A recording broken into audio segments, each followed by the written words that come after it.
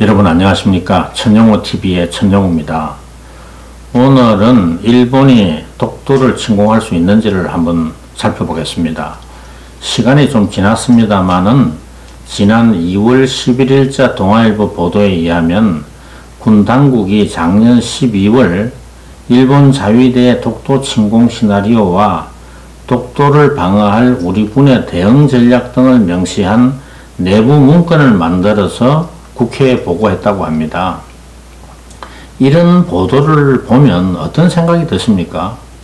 우리 군이 대한민국의 안보에 대한 위협이 어디서 오는지를 제대로 분간할 능력이 있는지 이게 의심스럽지 않습니까? 중국 군함이 백령도 근해에 출몰하고 중국 군용기가 수시로 카디지를 침범하고 김정은이 대한민국을 공격하는 데만 사용할 단거리 전술핵미사일을 개발하겠다고 호언장담하고 있는데 군 당국의 눈에는 북한과 중국에서 오는 실존하는 위협은 잘 보이지가 않고 상상 속에서만 존재하는 일본의 위협만 크게 보이는 것 같습니다. 대낮에 귀신이 보인다고 주장하고 귀신을 잡는데 재산을 탕진하겠다는 사람이 있다면 제정신이라고 볼 수 있겠습니까? 군의 눈에는 지금 헛것이 보이는지 북한 위협을 막아내는 것보다 항일 투사로 인정받는데 정신이 팔려 있는 것 같습니다. 반일이라면 없는 위협을 만들어서라도 반드시 해야 하는 국가의 존재 이유고 세상에는 항일 투사와 토착 왜곡만 존재한다고 믿는 분들은 이 영상을 굳이 보실 필요가 없습니다. 강제징용 문제 판결에서 보듯이 대부분 판사들도 항일 투사로 이름을 남기고 싶거나 토착 왜구라는 무명을 피하기 위해서라면 법과 양심을 얼마든지 내팽개칠 수가 있는데 군이 독도 좀 우려먹겠다는 걸 시비할 게 뭐 있느냐는 그런 분들도 있을 것 같습니다. 군이 새로운 전략자산 도입 필요성을 부각시키는데 독도만큼 효과적인 소재가 없다는 점은 이해를 합니다. 중국이나 북한 위협을 덜먹이면 획득할 수 없는 무기도 일본의 독도 침공을 막는 데 필요하다고 하면 기재부와 국회에서 예산 따기가 쉽다는 사실도 모르는 바 아닙니다.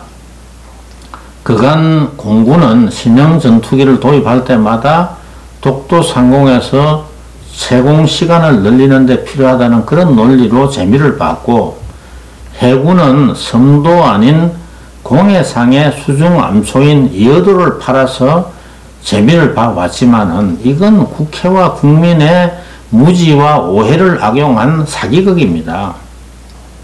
이런 사기극에 지금까지 국회와 국민들이 잘 속아 넘어갔으니까 앞으로도 들통나지 않고 계속 통할 거라고 믿는 것은 국회와 국민을 무시하는 겁니다.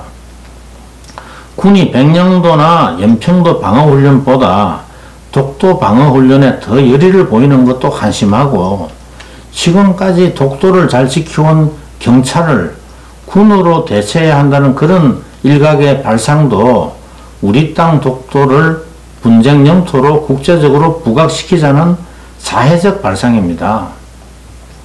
일본이 독도에 쳐들어올 가능성은 전혀 없습니다. 어떻게 그렇게 자신있게 단정할 수 있느냐고 반박하실 분들도 있을 것 같아서 그 이유를 한번 정리해 보겠습니다.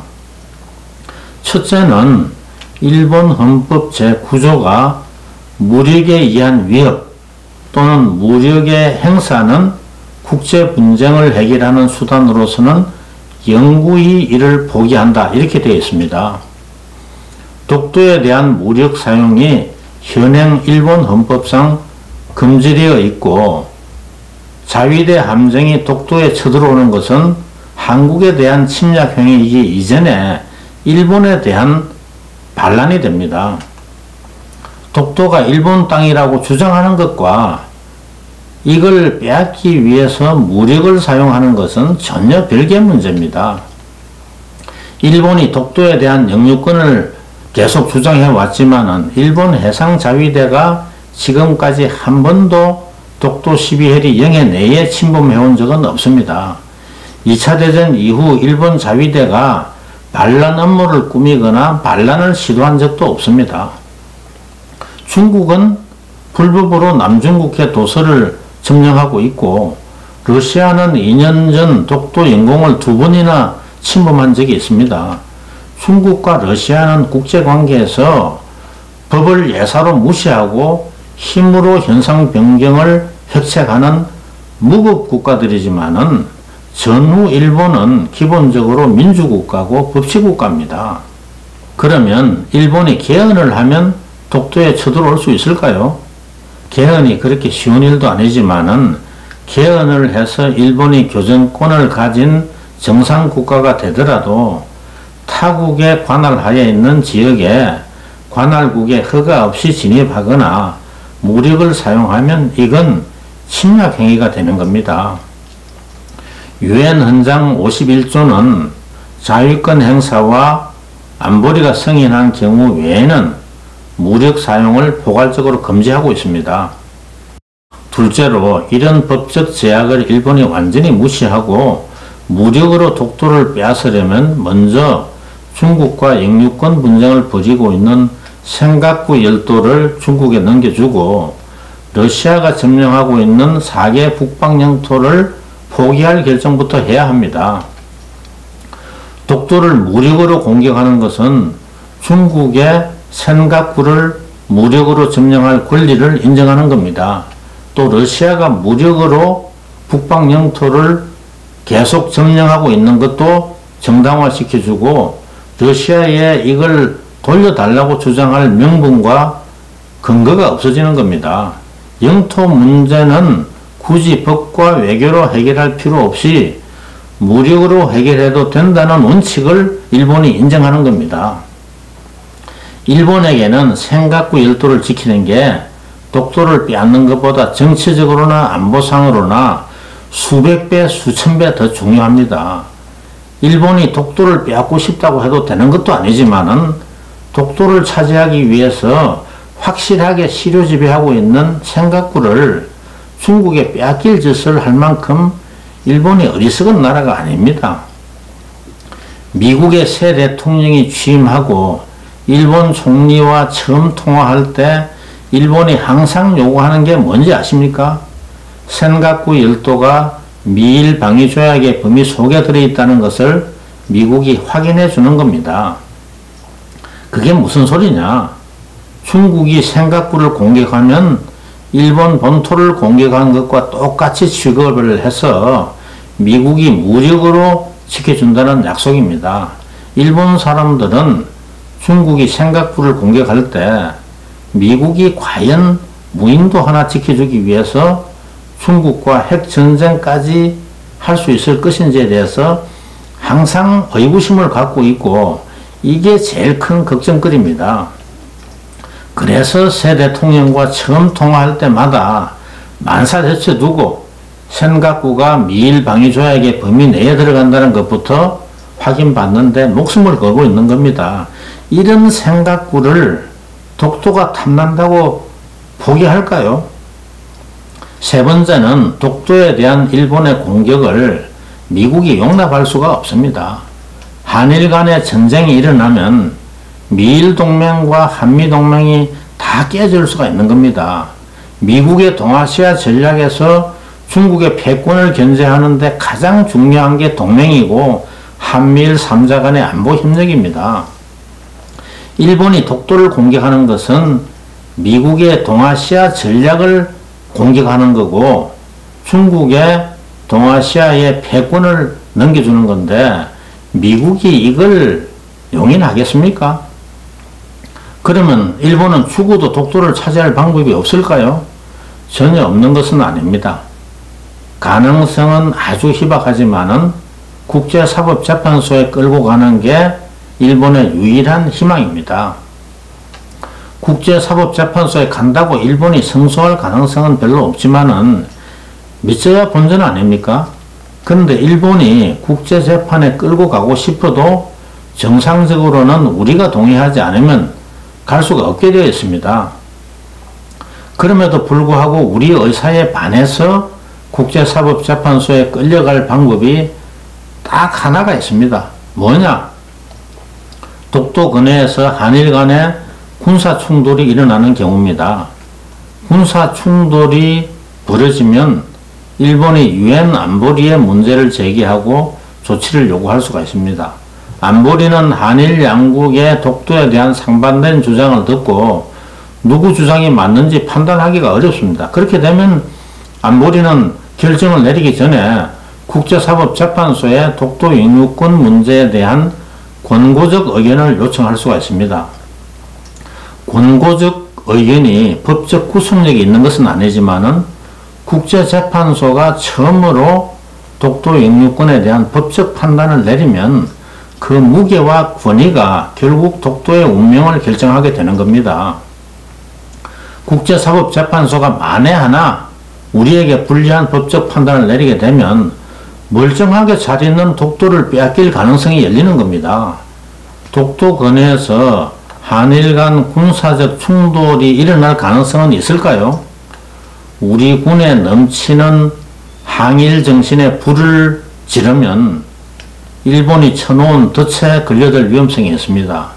일본 자위대 함정이 의도적으로 독도 12해리 근처 공해에 나타나서 우리 군을 자극하면 군은 일본 함정이 영해를 침범할 의도가 있는 것으로 오판하고 먼저 일본 함정을 향해서 무력을 사용하면 일본의 안보리 회의 소집을 요청할 권리를 제공하는 겁니다. 결국 독도를 지키겠다는 군의 과잉 열정이 독도를 지키는 게 아니라 오히려 독도를 일본에 빼앗길 가장 큰 원인을 제공할 가능성이 더 높습니다. 결론적으로 말하면 우리 군이 독도를 지키겠다고 나서지 않으면 일본이 독도를 빼앗을 방법은 없고 독도를 빼앗길 유일한 길은 군이 독도에 출동할 때만 생길 수가 있습니다. 군이 독도 근처에서 얼씬거리지 않게 하는 게 역설적으로 독도를 안전하게 지키는 최선의 방법입니다. 일본 해상자위대 함정이 독도에 침범할 일은 없지만은 민간단체가 독도 상륙을 시도할 수는 있습니다. 이때도 우리 해경이 물리적으로 이걸 저지하려고 무리할 필요가 없습니다. 민간인이 독도에 상륙해봐야 도간에 든 쥐나 마찬가지입니다. 독도에서 숨을 곳도 도망갈 데도 없고 먹을 양식과 물도 없는 바위에서 버텨봐야 며칠이나 버티겠습니까?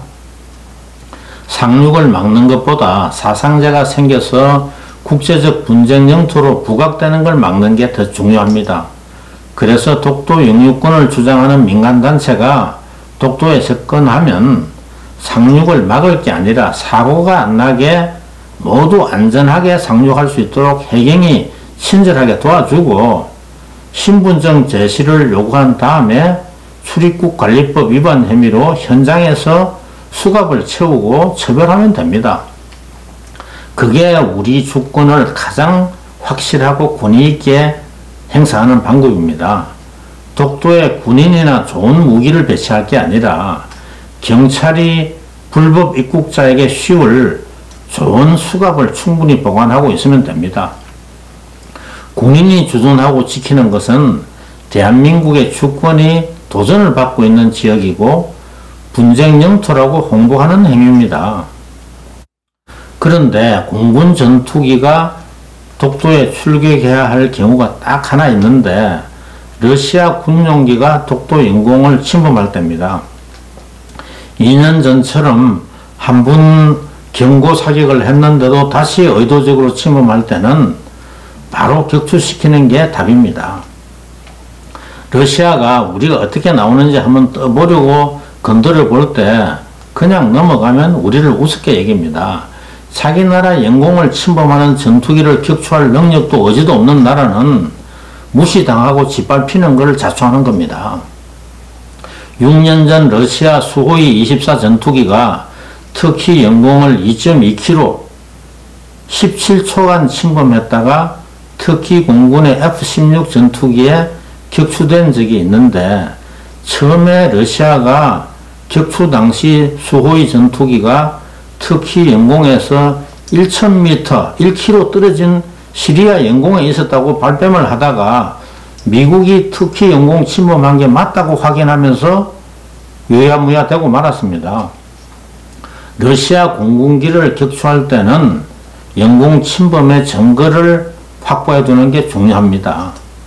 터키가 러시아 전투기를 격추했을 때 큰일 날 줄 알았지만은 러시아가 영공을 침범한 사실이 확인된 이상 아무 보복 조치를 취할 수가 없었습니다.